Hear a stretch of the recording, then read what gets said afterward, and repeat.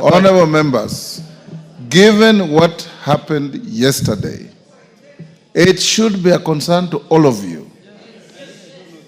Either you are affected or you know somebody affected. I would expect you to be listening in silence and making a contribution that helps us move forward as a country. The manner in which you are loudly conversing, holding illegal kamkunjis on the floor, Rindikiri, that kamkunji is illegal.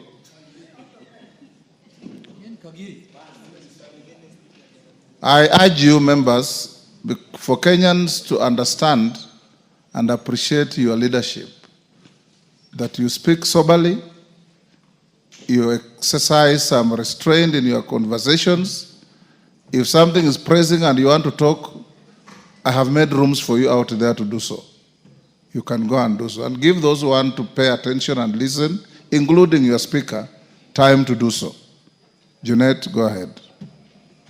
Thank you, Mr. Speaker. Mr. Speaker, I have moved a motion, Speaker, concerning what happened yesterday in our beloved country. Mr. Speaker, all of us were around this country yesterday. We had a sitting of Parliament yesterday, a morning sitting where we passed very important business of the country. But Mr. Speaker, as explicitly written in the motion, Kenyans have a right to demonstrate. Under Article 37, every Kenyan has a right. And one of the things we have given ourselves to in the new constitution, Mr. Speaker, is the strongest Bill of Rights in the world, Mr. Speaker. Mr. Speaker, secondly, I sympathize and empathize with the people who lost lives in the demonstrations of yesterday and the previous ones. It is not good for Kenyans to lose their lives in that kind of manner. So we sympathize with them and we want justice for them, Mr. Speaker, so that anybody who might have committed any crime to be brought to book. But having said, Mr. Speaker, what happened yesterday in our country was not the normal demonstrations. It was not a GNC demonstration, Mr. Speaker. It was a political event that was meant to overthrow the constitution and the existing governance of this country, Mr. Speaker. Mr. Speaker, you can see the way people have been mobilized. We have been demonstrating since independence, especially people like me who belong to ODM. Mr. Speaker, when you want to demonstrate nationally, you allow everyone to demonstrate in their respective areas, in their respective counties and sub-counties. You don't move people from one county to come to Nairobi to demonstrate. That kind of ethnic mobilization that we saw yesterday was something else. It was not a demonstration, Mr. Speaker. Why do you carry people all the way from Kiambu, from Thika Road, from up there, Thika, Muranga, Juja, to bring them to Nairobi to demonstrate, as though there are no people living in Nairobi, Mr. Speaker? What happens if I had to carry people from Migori and Homabay to bring them here to demonstrate? Mr. Speaker, what happened yesterday was ethnic mobilization to fight and overthrow the Constitution of the Republic of Kenya. Mr. Speaker, Kenyans are being lied to. Kenyans are being told that this is a GNC demonstration, Mr. Speaker. I want to prove to Kenyans that there was no GNC demonstration because colleagues of ours were used to mobilize people to come and demonstrate in Nairobi. We know Honorable Kakuya, Honorable Major Dong, Honorable Manzo in Mwote, all were mobilized to bring goons and people to Nairobi, Mr. Speaker, to make sure that there is problem with this country, Mr. Speaker. Mr. Speaker, let me have my say, you will have yours. Mr. Speaker, this is what happened. The newspapers and the media of this country will not tell you, Mr. Speaker. Mr. Speaker, Mr. Speaker, people have not been used. Without a substantive Mr. Speaker, we cannot mention. Mr. Speaker, Order. Mr. Speaker, Take your seat. Order. Take your seat. If order.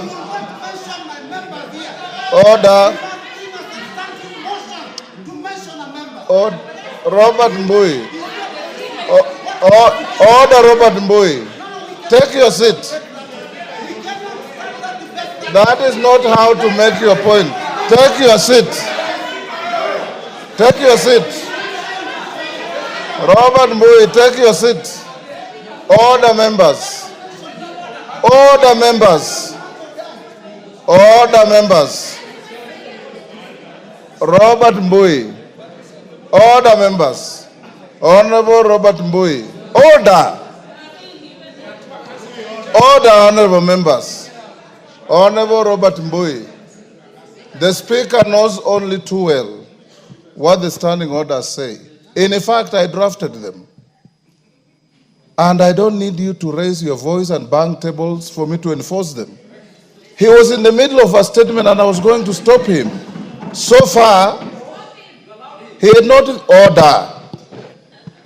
I need no assistance from any one of you. Honorable Robert Mbui, you have a point, but you can prosecute it honorably and decently. All you needed to do was rise on a point of order and say what you are saying without belligerence, without banging tables, and the way you are behaving is like you are going to go physical with your colleague. That is not you. That is not you. Honorable Junet, you only mention your colleagues adversely after you have brought a substantive motion to the House.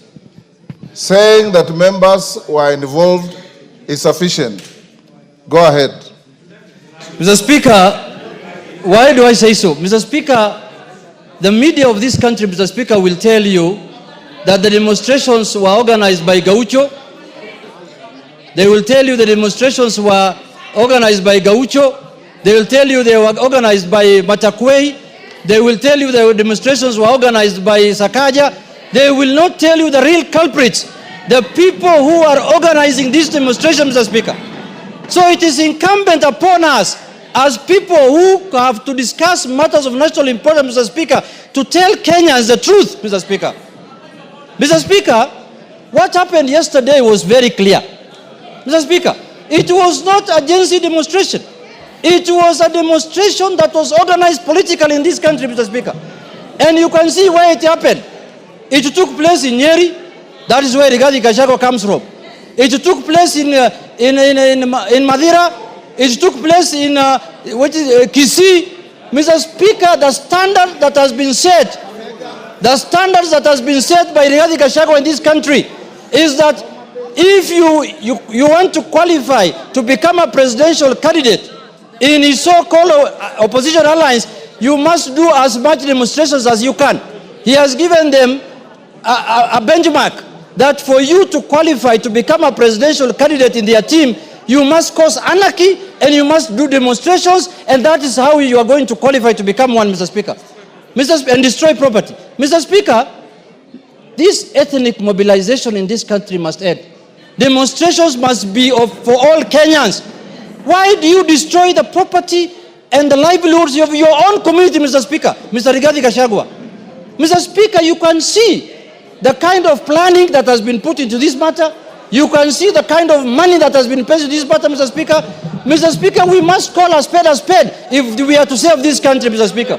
Mr. Speaker, I am standing to move them. Mr. Speaker, yes, my second point. Order. Yes, Wanjiku Moya, what is it? Honorable Speaker, you just ruled few minutes ago that Honorable Junet should substantiate when he's mentioning the names of persons on this floor.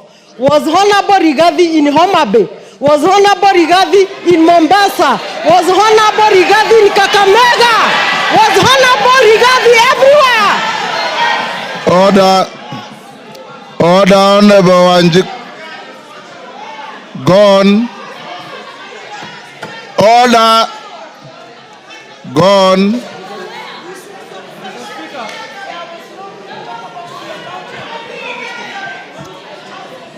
Mr. Speaker, I want to tell Honorable Muya that there was no destructions of property in Homabay. There was no destruction of property in Kisumu. There was no destruction of property in Kisii. But there was destruction of property in Nyeri. There was destruction of property in Nyandarua. There was destruction of property in Kikuyu. There was destruction of property in Nyamakima. That tells you who the chief goon is. The chief goon is Mr. Gachagua, Mr. Speaker. Mr. Speaker, we must call a spade today. We must call a spade today, Mr. Speaker. You can see, Mr. Speaker, this is one man who is holding his community hostage, Mr. Speaker. He has decided to use his community and destroying their property and making and impoverish them in this country, Mr. Speaker. This is the Lord of poverty. This is the man who wants to make the community from Mount Kenya to become poor so that he can rule them, Mr. Speaker. Mr. Speaker, I want to say this. Order, members, listen to yourselves. Mr. Speaker, I want to say this. This country has a constitution. This country has a government. The government of the Republic of Kenya and the constitution must make sure that every citizen's life is protected and their property is protected, Mr. Speaker. We have an election in 2027. We don't have any other election before then. If you want to remove a government, you will not do it by force. You will not do it through demonstrations. You will not do it through burning and destroying people's property. You have to wait for the election to arrive. Mr. Speaker, my second point on this matter, the media of this country.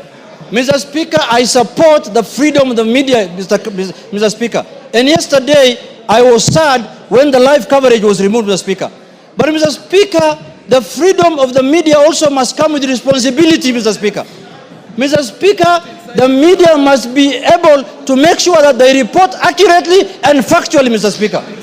Mr. Speaker, for example, what is happening with the Standard newspaper and the KTN, Mr. Speaker? This is a media house that is hell-bent to create genocide in this country. We have, as a house, Mr. Speaker, we have to interrogate the issue of politicians owning media houses in this country, Mr. Speaker. I'm aware one Honorable Gideon Moi is the owner of Standard newspaper and this KTN, Mr. Speaker.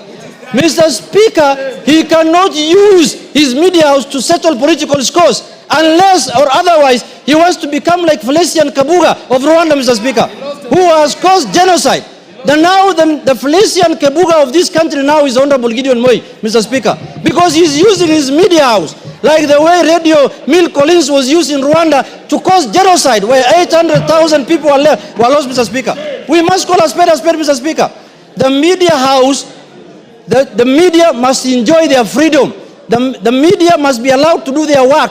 The media must be allowed to exercise their constitutional rights, Mr. Speaker. But the media that is owned by politicians who are trying to use their media houses to settle political scores, Mr. Speaker, we must call them out here because they will cause genocide in this country, Mr. Speaker. I am told Gideon Moi is the one who used to keep Felician Kabuga in Kenya when his father was the president.